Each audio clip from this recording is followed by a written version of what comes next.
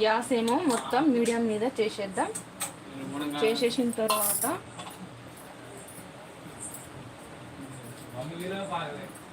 మనం వేయించి పెట్టుకున్న ఆనియన్స్ వేసుకుందాం.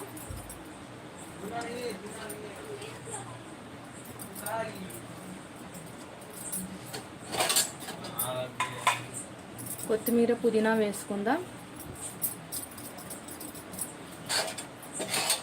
చూడని వారైతే మిస్ అయిపోతారు. చూడండి ఎంత బాగా అనిపిస్తుందో మన బిర్యానీ రెసిపీ. ఇలా మనకి ఎంత వీలైతే అంత కొత్తిమీర పుదీనా వేసుకుందాం. ఆనియన్స్ మీద ఇలా కొత్తిమీర పుదీనా వేసుకుందాం. ఇలా వేసుకున్న తర్వాత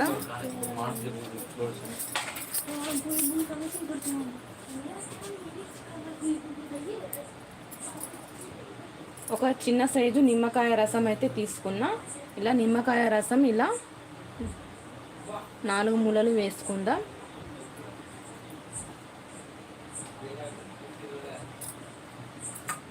వేసుకున్న తర్వాత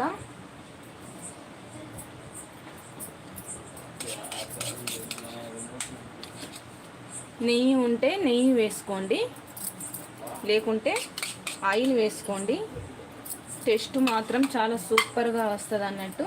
నేనైతే కొంచెం నెయ్యి వేసుకుంటున్నా ఇలా.